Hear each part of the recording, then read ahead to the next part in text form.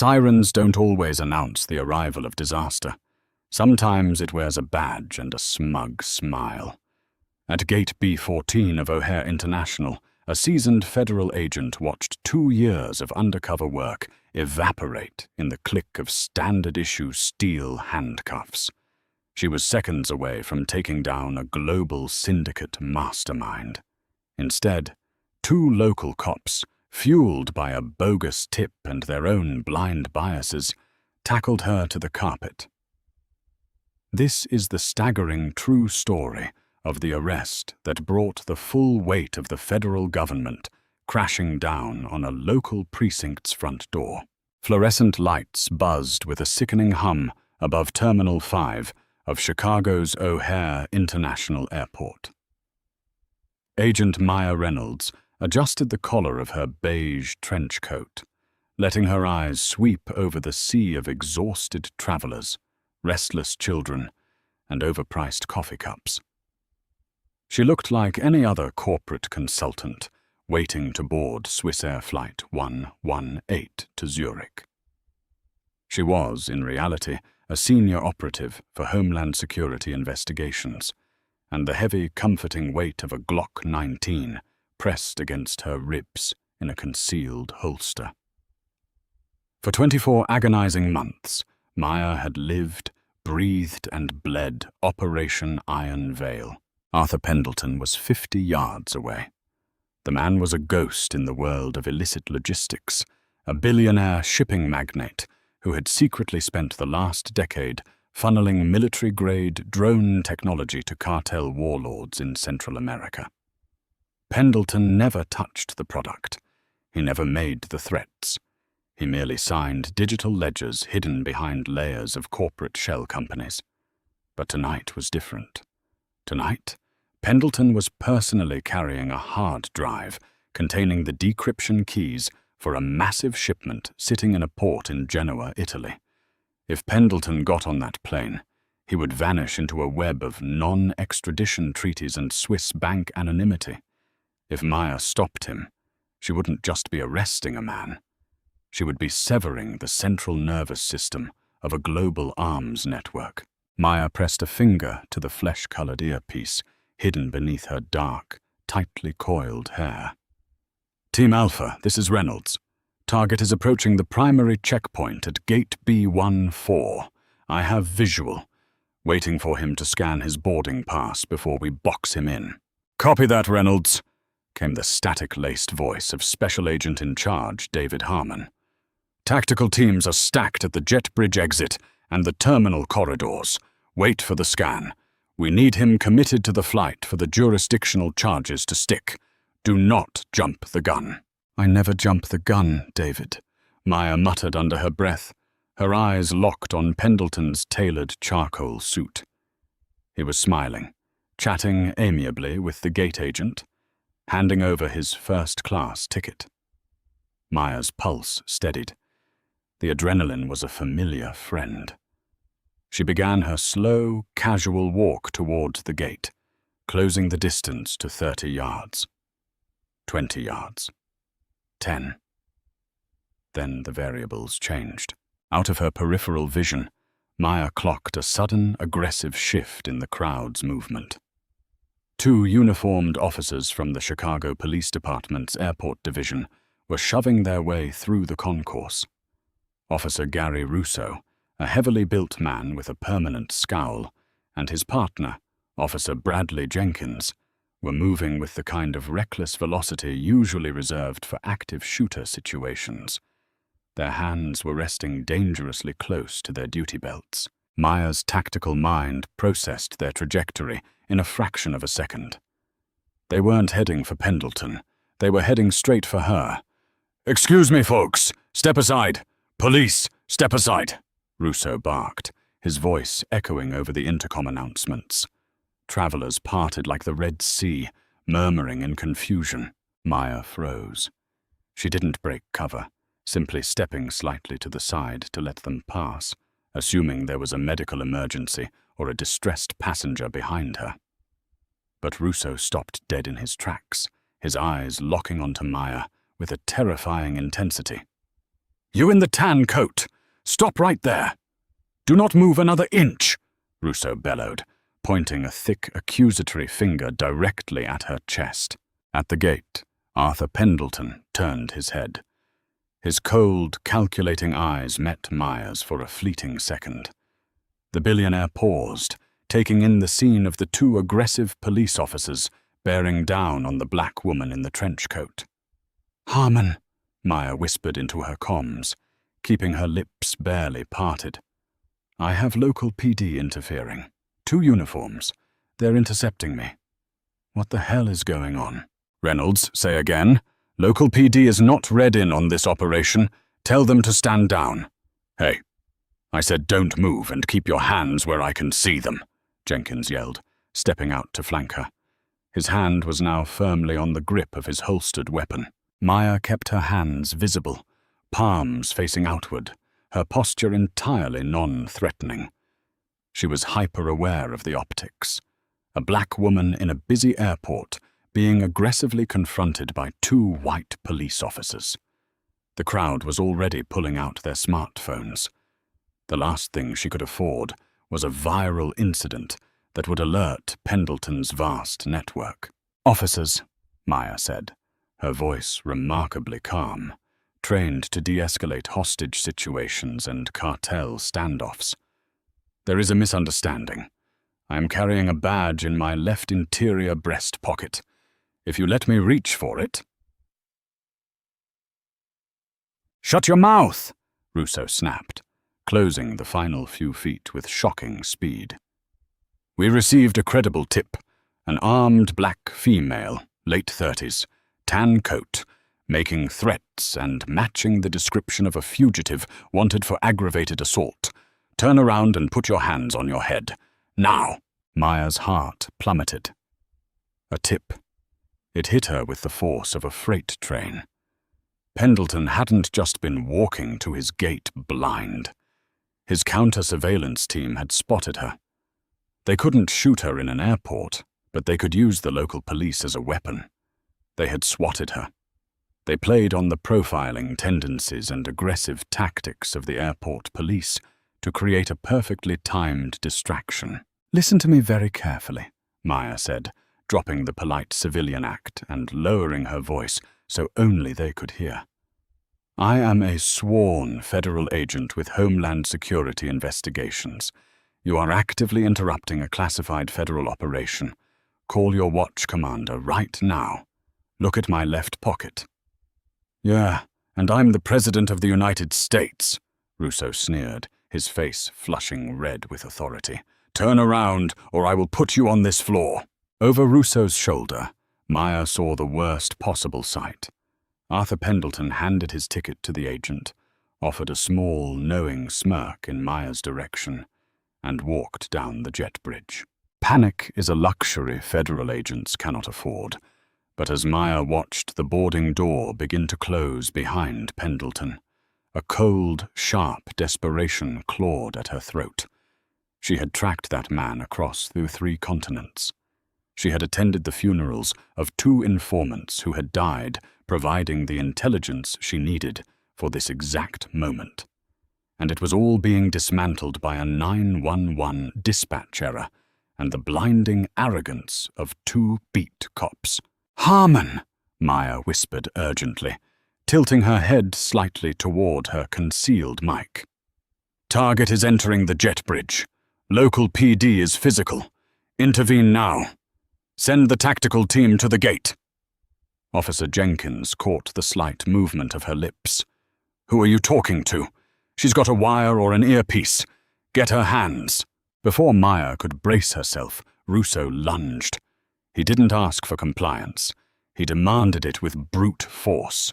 He grabbed her right wrist, twisting it violently behind her back. The sudden, intense pain shot up to her shoulder, forcing a sharp gasp from her lips. Jenkins moved in simultaneously, slamming his forearm against her upper back and shoving her forward. Maya's face collided with the edge of a plastic departure sign. The impact sent a shockwave through her jaw, but her mind remained surgically focused. She did not resist. Any struggle, any sudden movement, and these officers would use it as an excuse to draw their weapons. She had seen it happen too many times in the communities she grew up in. Even with a federal badge, a wrong move here could end with her bleeding out on the concourse floor. "Stop resisting!" Jenkins yelled, though Maya was standing completely still, yielding entirely to their force. "I am not resisting," Maya stated, her voice tight but remarkably steady, devoid of the panic they expected. "My credentials are inside my coat. My sidearm is licensed and registered to the Department of Homeland Security. You are making a catastrophic mistake. Check my pocket." Russo ignored her. He shoved her forcefully against the glass window overlooking the tarmac. Below them, the luggage handlers were throwing the last of the bags into the belly of Swissair Flight 118. The heavy metallic click of Smith & Wesson handcuffs echoed over the murmur of the horrified crowd. The cold steel locked tightly around her wrists, pinching the skin. "Got the cuffs on?"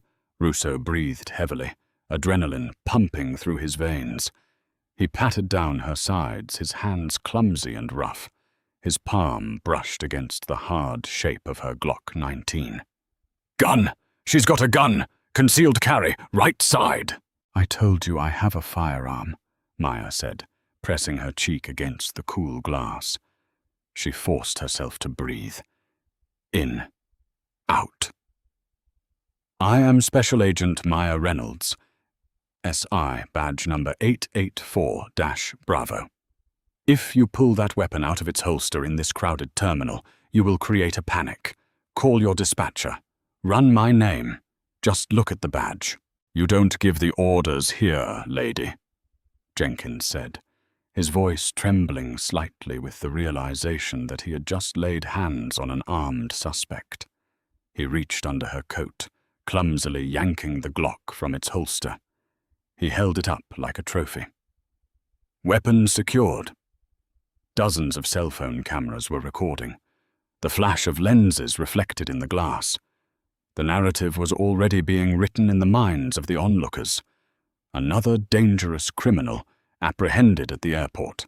"Officers, please," Maya said, her tone dropping the commanding edge, pleading now not for herself, but for the mission. "The man who just walked down that jet bridge is Arthur Pendleton. He is an international arms trafficker. The only reason you got a tip about me is because his people called it in to distract you. You have to stop that plane." Russo let out a harsh, barking laugh, yanking her back away from the window by the chain of the handcuffs. "Arms trafficker? You watch too many movies." The tip said a black woman, matching a warrant out of Cook County, was pacing the terminal with a gun. You match the description. You have a gun. Story's over. "Did you even check the warrant?" Maya demanded, her professional composure finally cracking as she saw the jet bridge slowly retracting from the side of the massive Boeing 777. "Did you look at a photo, or did you just see a black woman in a trench coat and decide it was good enough for you?" "Watch your mouth," Russo snarled, his face inches from hers. "You're going to the holding cell downstairs, and then you're going to federal lockup for bringing a loaded firearm into an airport." "I am the federal government," Maya shouted, her voice finally echoing across the quieted terminal. But the roar of the jet engines drowned her out. Flight 118 was pushing back from the gate. Arthur Pendleton was gone. The encryption keys were gone. 2 years of undercover operations, millions of taxpayer dollars, and the lives of innocent people caught in the crossfire of cartel violence, all of it vanishing into the night sky. Maya closed her eyes, a single tear of pure, acidic frustration escaping and tracking down her cheek. "Let's move," Jenkins said, grabbing her by the bicep. They began to march her through the terminal, parading the handcuffed federal agent past hundreds of staring passengers. Maya walked with her head held high, ignoring the whispers and the pointing fingers. The operation was burned. The target had escaped. But as she was marched toward the airport precinct, a new, cold resolve settled into her bones. The people who had orchestrated this swatting were going to pay, and the officers who had blinded themselves to the truth out of sheer arrogance were about to experience a reckoning unlike anything the Chicago Police Department had ever seen. Harsh, flickering neon replaced the bright concourse lights as Russo and Jenkins dragged Maya into the subterranean holding area of the airport police precinct. The room smelled of stale coffee, industrial floor cleaner, and the nervous sweat of petty thieves and disorderly drunks.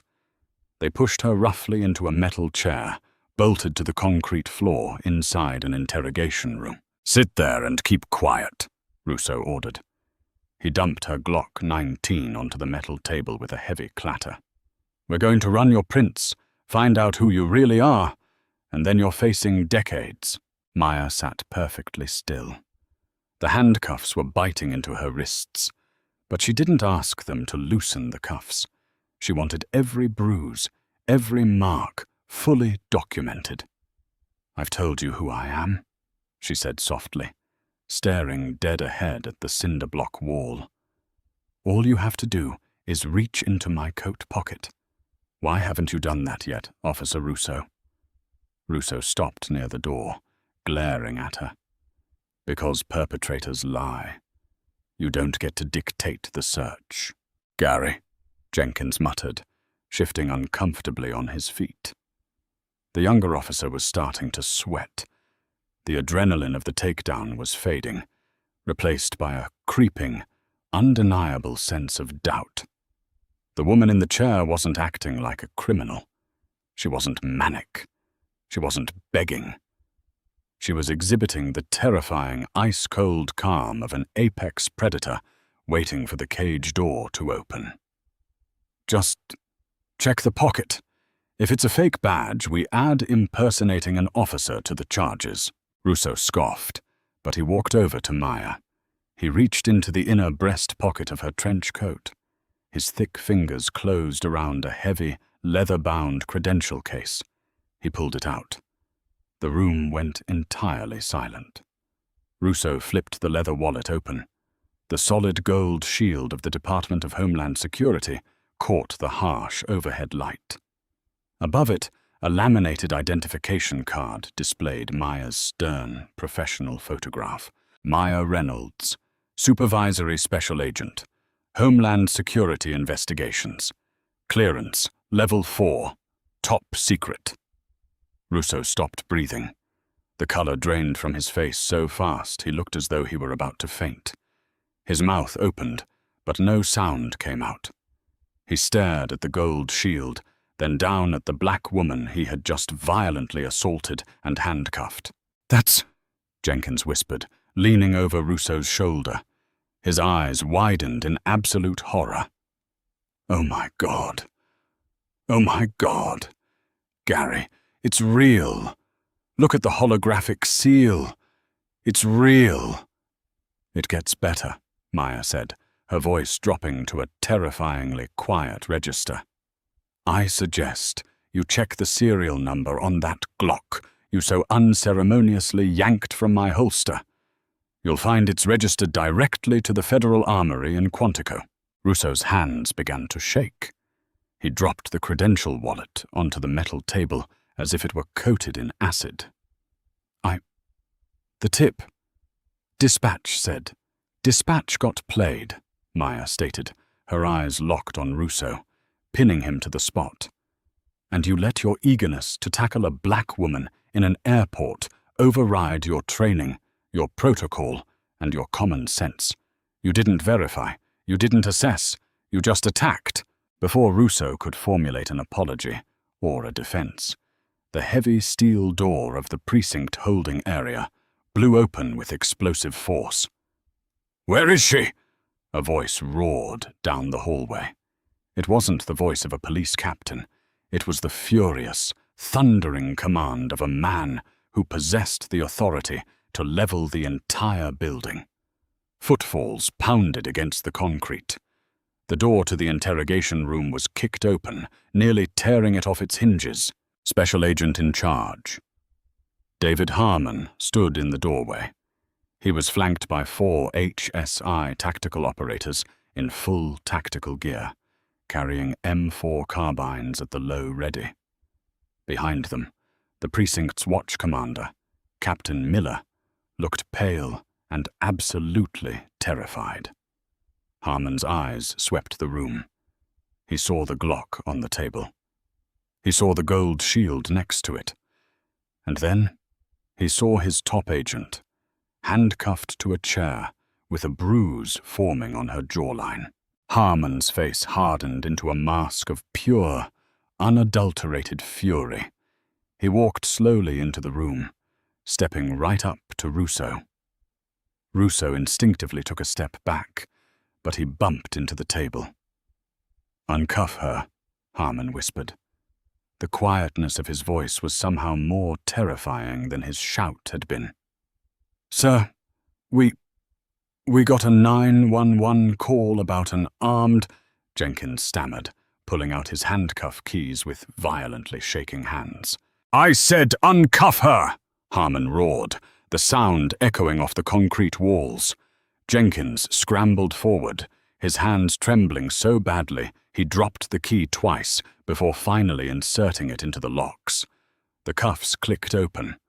Maya slowly rubbed her raw wrists, standing up from the chair. She didn't look at the officers. She looked at Harmon. "Flight status?" she asked. Harmon's jaw tightened. "In the air. Outside U.S. airspace. Switzerland won't ground a commercial flight without an Interpol red notice, and by the time we cut through the red tape, Pendleton will be in a private car, heading for the Alps. We lost him, Maya." Maya closed her eyes. The weight of the failure pressed down on her chest, a heavy, suffocating blanket. The months of surveillance, the sleepless nights, the informants who had risked everything. Gone. All because of a fake phone call. She turned slowly, fixing her gaze on Russo and Jenkins. The two officers looked completely shattered, realizing the magnitude of the catastrophe they had just caused. "Captain Miller," Harmon said, not taking his eyes off the two officers. "Yes, Agent Harmon," the precinct captain squeaked. "You are going to strip these two of their badges and firearms right now," Harmon commanded, his voice dripping with venom. "Then you are going to put them in holding cells. My team is currently pulling the audio of the 911 call. We already tracked the ping. It came from a burner phone, dropped in a trash can in Terminal 5. A coordinated swatting designed to obstruct a federal investigation."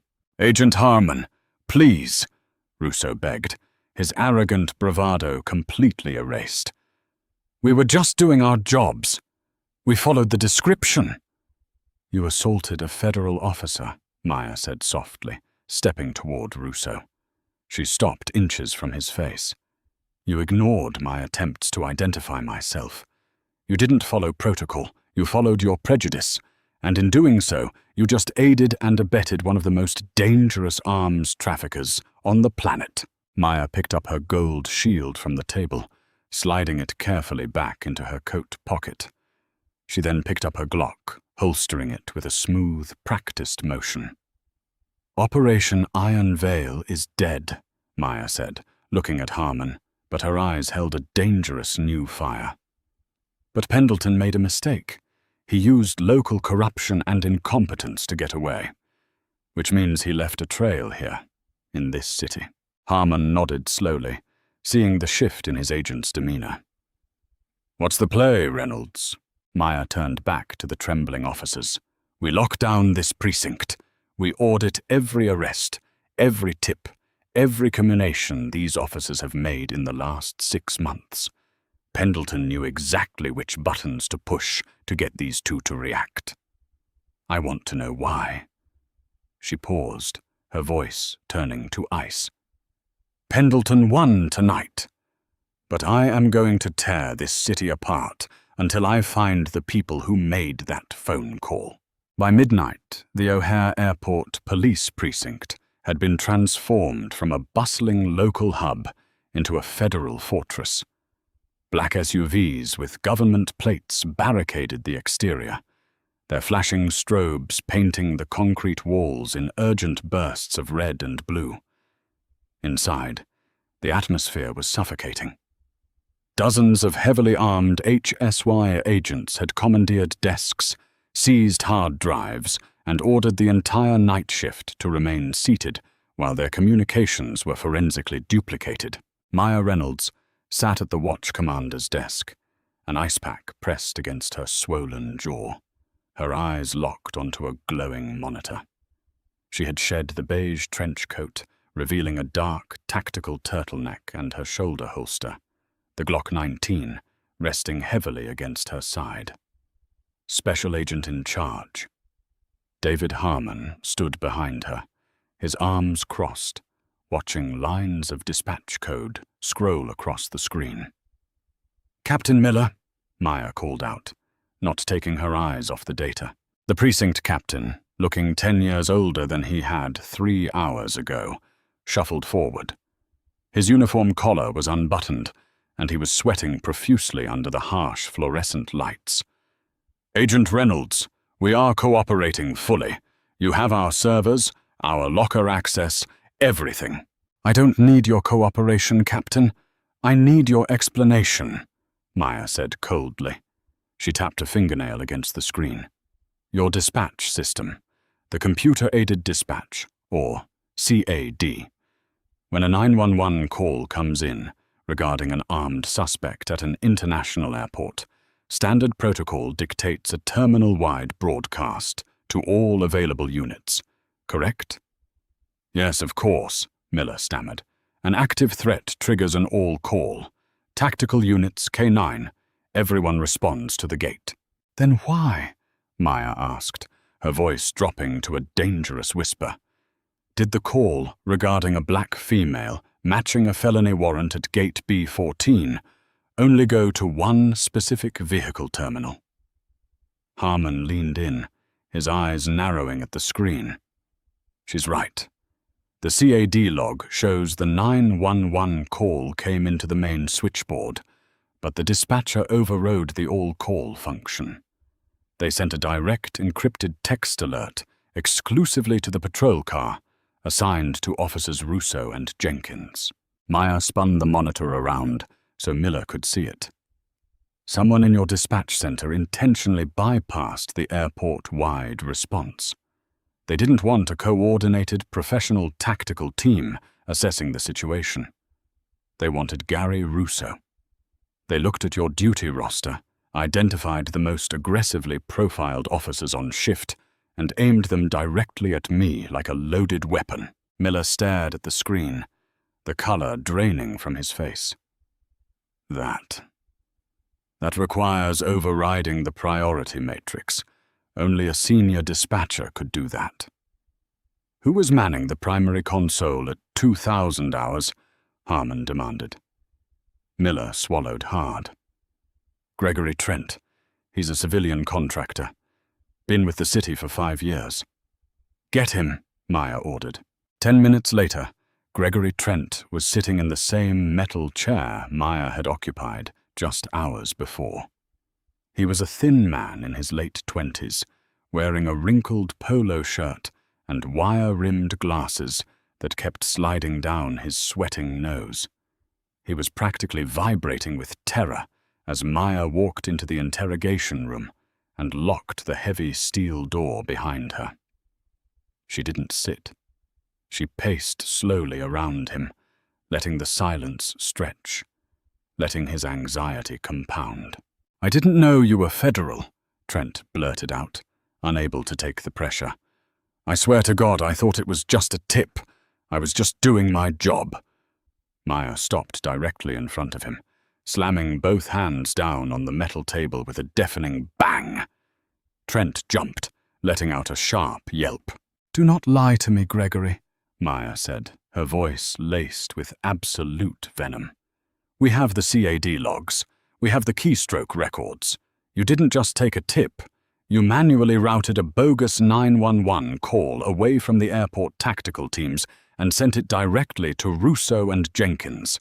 You weaponized 2 aggressive cops to initiate a takedown at exactly 8:14 p.m.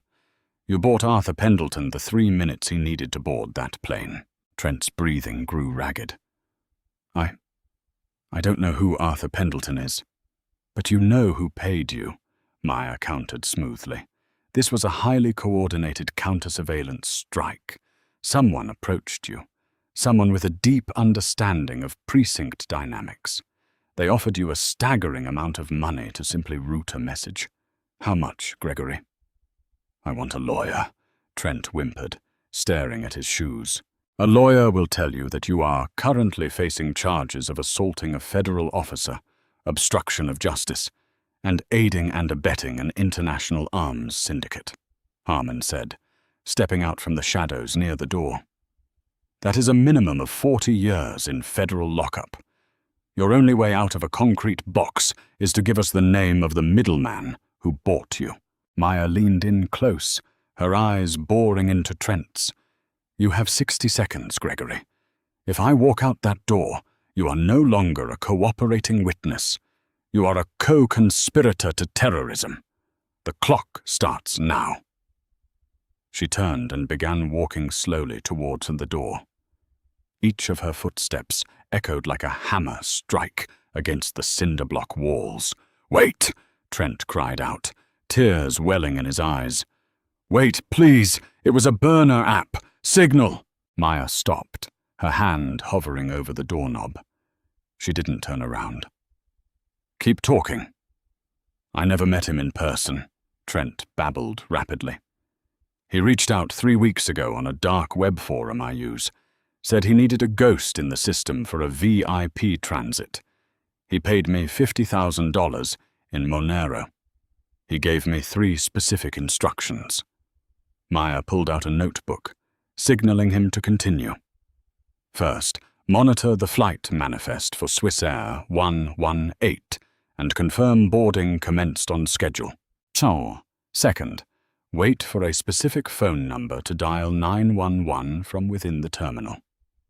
Third, route the suspect description exclusively to the officers with the highest number of use-of-force complaints in the sector." Maya felt a cold chill run down her spine. The calculation was flawless. Pendleton's team hadn't just used the police. They had actively profiled the police force, identifying the most volatile officers to ensure maximum chaos. "What was the contact name on Signal?" Maya demanded. "He called himself the Architect," Trent sniffled. "But he made a mistake. When he sent the crypto, the wallet address had a transaction history linked to a high-end property leasing company in the loop. I ran a reverse lookup because I wanted to know who I was dealing with. The penthouse is leased to a man named Victor Crowley." Harmon stepped forward, tapping his earpiece. "Cyber Division. Run the name Victor Crowley. Cross-reference with commercial property leases in downtown Chicago." A pause. "Got him.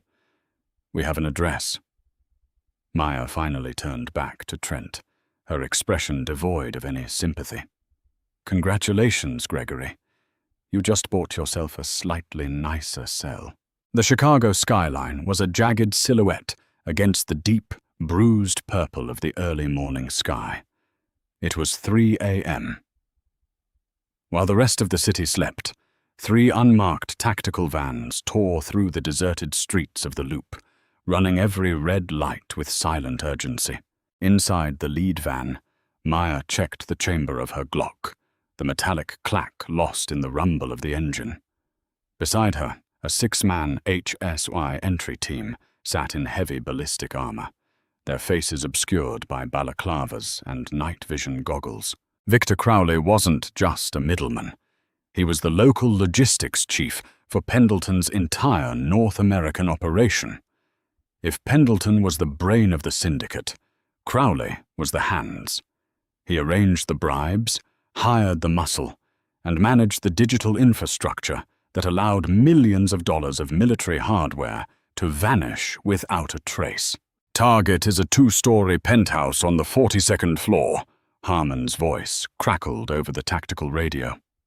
"Building security is likely compromised. We bypass the lobby.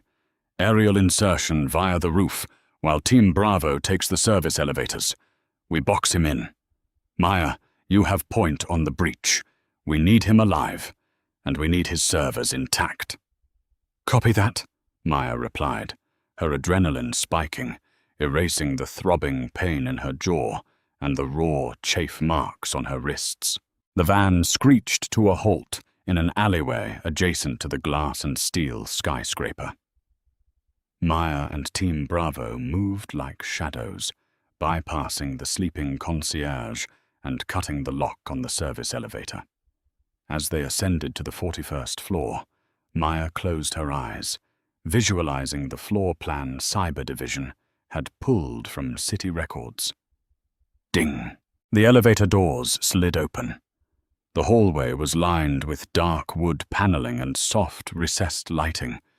It reeked of extreme, insulated wealth. Maya raised her weapon, moving smoothly down the corridor.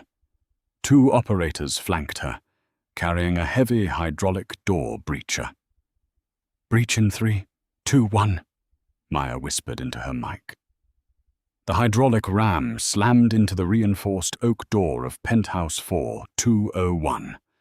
The frame splintered with a deafening crack, and the door flew inward. "Federal agents, get on the ground!" Maya roared, sweeping into the expansive ultra-modern living room. The penthouse was a chaotic juxtaposition of luxury and frantic destruction.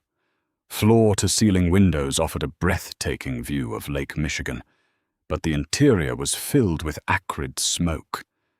In the center of the room, surrounded by plush white leather sofas, Victor Crowley was desperately tossing external hard drives into an industrial thermite shredder. Crowley was a sharp-featured man in a silk robe, his eyes wide with panic as the HSI team swarmed the room. Seeing Maya's weapon leveled at his chest, he didn't freeze. Instead, he lunged toward a heavy, custom-built computer rig resting on a glass desk, his hand reaching for a large red kill switch that would wipe the internal servers. "Don't do it, Victor!" Maya yelled, closing the distance with terrifying speed. Crowley's fingers brushed the switch. Maya didn't hesitate. She launched herself over the glass desk, her body colliding heavily with Crowley's, just as he pushed the button. They crashed to the hardwood floor in a tangle of limbs. Crowley, fueled by desperation, threw a wild elbow that caught Maya squarely on her already bruised jaw. White-hot pain exploded behind her eyes, but she refused to let go. She leveraged her momentum, pinning Crowley's arm behind his back, a stark, ironic mirror of what Officer Russo had done to her hours earlier. But Maya used precision, not brute force. She drove her knee into the small of his back, snapping a pair of flex cuffs around his wrists in one fluid motion. "Secure!" Maya gasped, rolling off him and pulling herself up using the edge of the desk.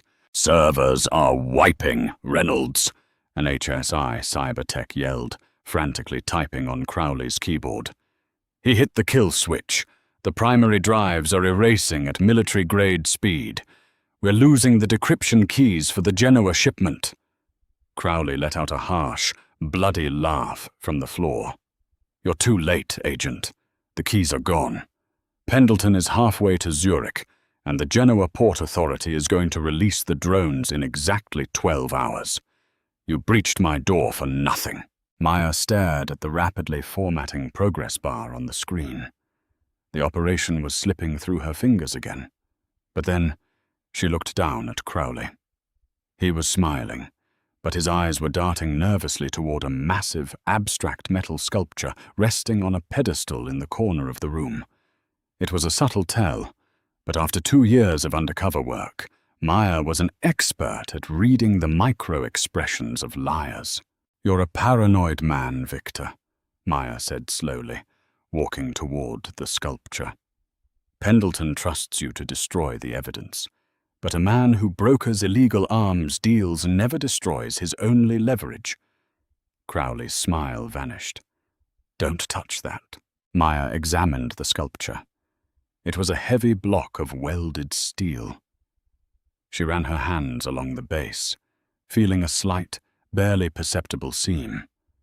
She pressed her thumb hard against the corner.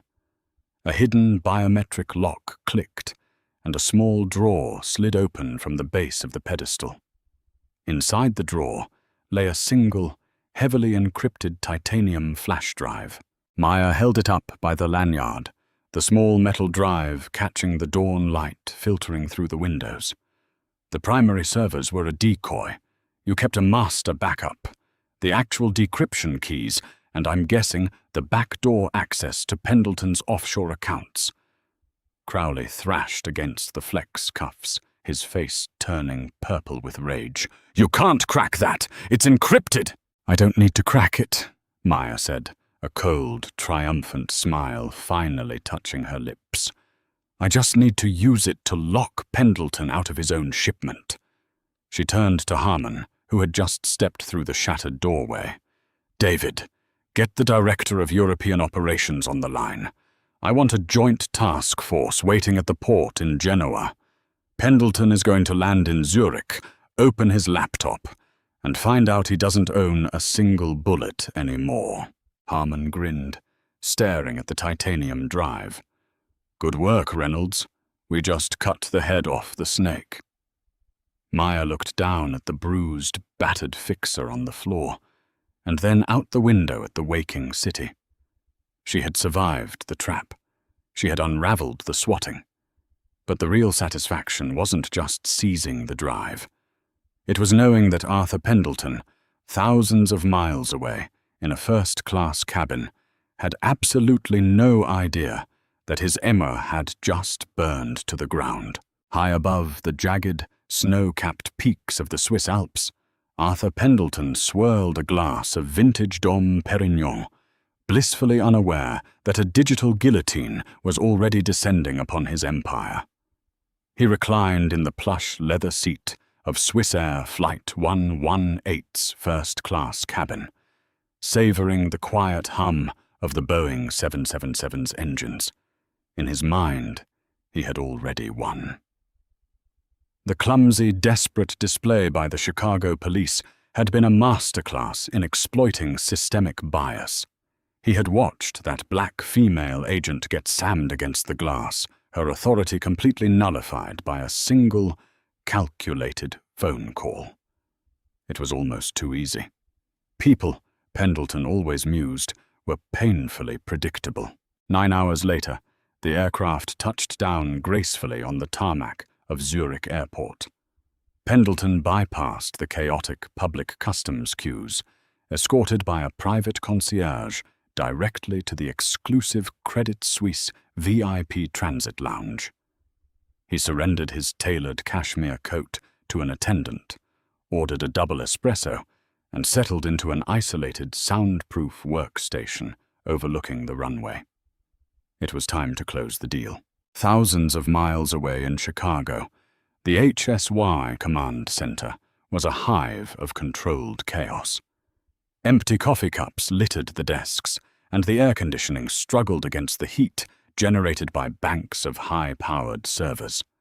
Maya Reynolds stood shoulder to shoulder with the Cyber Division's lead technician, her eyes burning from lack of sleep, her jaw throbbing with a dull, rhythmic ache. But she was running on pure, unadulterated adrenaline. Victor Crowley's titanium flash drive was plugged into an isolated, air-gapped terminal. It had taken the cyber team 2 hours to bypass the secondary biometric locks, but what they found inside was a revelation that sent shockwaves through the room.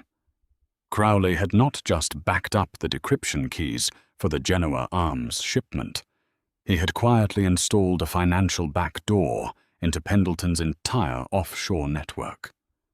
The fixer had been skimming millions off the top for years, hiding the stolen funds behind a labyrinth of dummy corporations. "Pendleton just logged on to the Zurich airport secure Wi-Fi," the lead technician announced, his fingers flying across the mechanical keyboard. "He's routing through a VPN, but we have his MAC address. He is attempting to access the Genoa Port Authority's secure ledger. He's trying to authorize the release of the cargo containers." "Block him," Harmon ordered from across the room. "No," Maya intervened, placing a firm hand on the technician's shoulder. "If you block him, he knows we're in the system. He'll immediately dump his physical hard drives and run. We don't just want to stop the shipment. We want to trap him inside his own hubris." Harmon frowned. "What are you suggesting, Reynolds?" Maya leaned closer to the monitor. "Crowley's drive gives us administrative access to Pendleton's primary accounts at Credit Suisse and UBS. I want you to initiate a total asset freeze, but make it look like an internal bank audit. At the same time, we transmit the Genoa decryption keys directly to the Italian Polizia di Stato. Let Pendleton initiate the transfer. Let him think he's opening the door, only to find the Italian authorities waiting on the other side." The technician grinned, understanding the sheer psychological devastation of the plan. "Executing now, routing the decryption keys to Interpol Command in Rome. I am simultaneously triggering a cascade lockout on all associated routing numbers in Zurich." Back in the hushed elegance of the VIP lounge, Pendleton typed his complex 32-character alphanumeric password into his encrypted laptop. A progress bar appeared on the screen.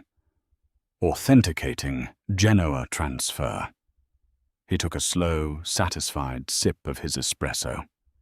The cargo, 400 modified military-grade autonomous drones destined for a brutal cartel in Sinaloa, was about to vanish into the global black market, padding his accounts with another $80 million. The progress bar hit 99%. It hung there for a fraction of a second. Then the screen flashed a brilliant, violent red. "Error. Encryption key compromised. Cargo seized by directive of Interpol."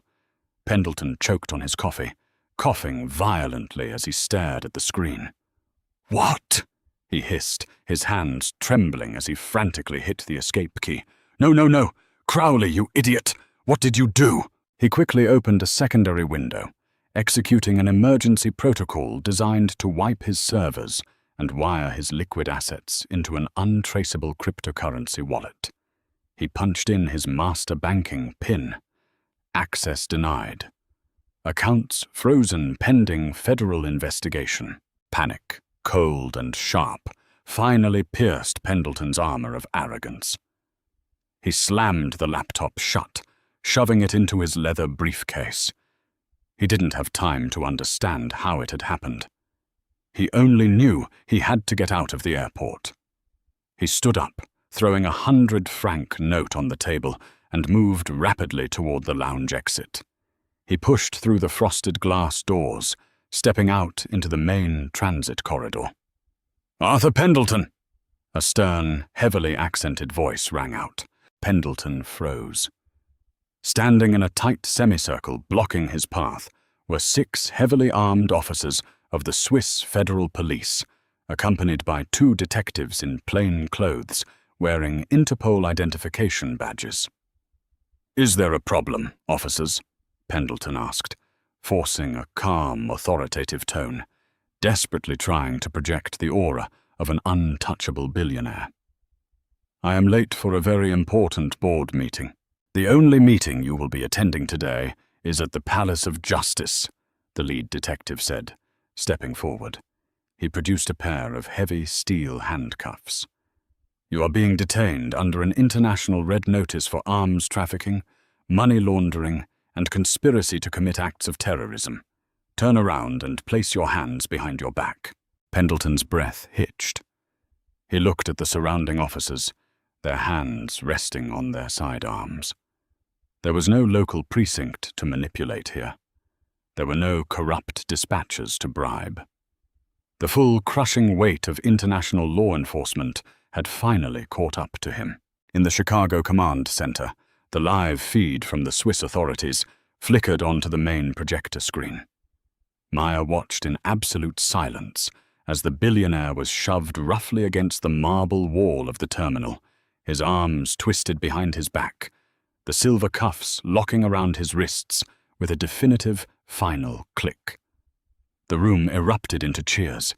Agents were clapping, hugging, and exhausted cybertechs leaned back in their chairs, running hands over their tired faces. Maya didn't cheer. She simply let out a long, shuddering breath, the tension of the last 2 years finally bleeding out of her muscles. She touched the bruised skin on her jawline.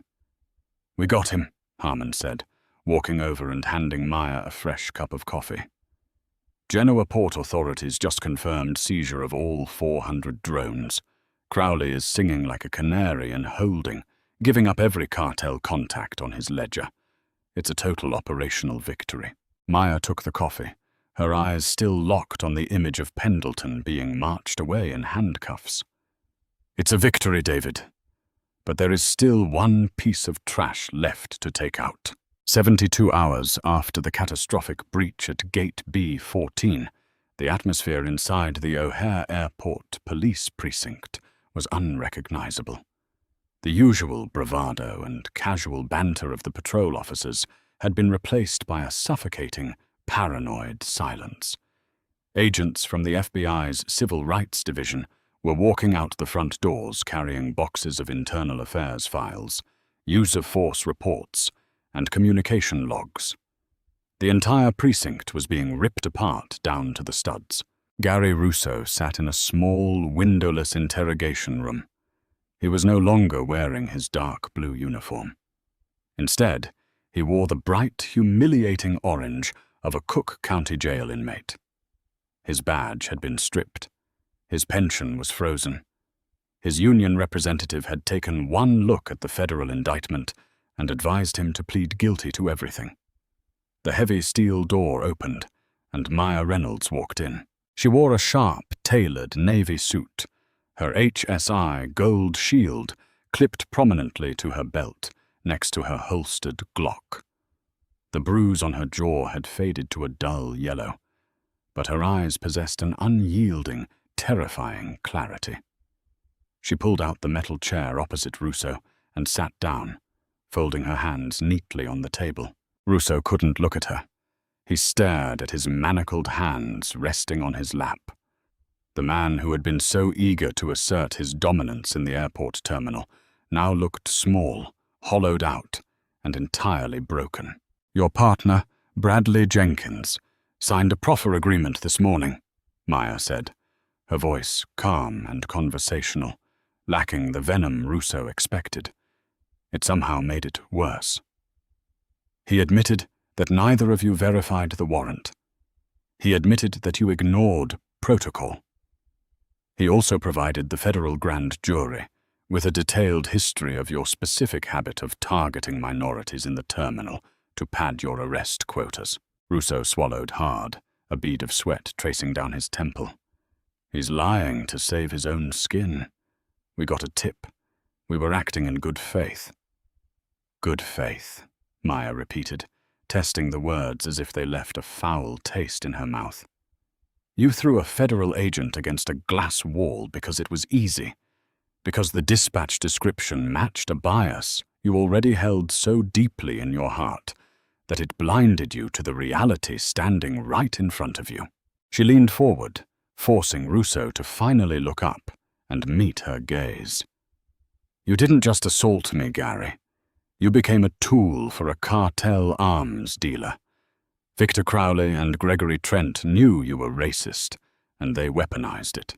They bet millions of dollars that you would act exactly the way you did. They bet that you would see a black woman in a trench coat and immediately resort to violence without asking a single question. "I was a cop for 15 years, Russo whispered, his voice cracking with a mixture of shame and lingering defensive. I protected this city. You protected your own ego, Maya corrected sharply. And now, because of your actions, the FBI is auditing every single arrest you've made in the last decade, every person you've railroaded, every report you've falsified. You are going to federal prison, Gary. Not just for obstructing a federal operation, but for violating the civil rights of God knows how many innocent people who didn't have a gold shield in their pocket to save them. Maya stood up, pushing the chair in. She looked down at him one last time. There was no satisfaction in her chest, only a grim, necessary resolution. Arthur Pendleton thought he could use the corruption of a local precinct to escape justice, Maya said softly. But all he did was shine a massive federal spotlight on the rot inside this department. You thought you were the predator at gate B14, but you were just the bait. She turned and walked out of the room, the heavy steel door slamming shut behind her, sealing Rousseau in the silent tomb of his own making. Outside the precinct, the morning air was crisp and biting. Harmon was leaning against the hood of a black government SUV, typing on his secure encrypted phone. He looked up as Maya approached, offering a rare, genuine smile. Just got the official word from the Department of Justice, Harmon said, putting the phone away. Pendleton's extradition treaty was fast-tracked. He'll be in a Supermax facility in Colorado before the end of the month. The Genoa Port Authority seized the drones, and the Sinaloa buyers are currently being rounded up by the Mexican Marines. It's over, Maya. You did it. Maya took a deep breath of the freezing Chicago air. She thought about the 2 years she had spent chasing ghosts. She thought about the informants who hadn't lived to see this day. And she thought about the chilling reality that all her training, all her federal authority, had almost been undone by the simple, mundane evil of a prejudiced beat cop. It's never really over, David, Maya said, opening the passenger door of the SUV. There will always be another Pendleton. There will always be another Crowley. And unfortunately, there will always be another Rousseau. Maybe, Harmon conceded, getting into the driver's seat and starting the engine. But today, the good guys won. The system worked, even if we had to tear a piece of it down to fix it. Maya looked out the window as the SUV pulled away from the curb, leaving the disgraced precinct behind. She reached down, her fingers brushing the cool, heavy leather of her credential case. The gold shield inside wasn't just a symbol of authority. It was a profound, terrifying responsibility.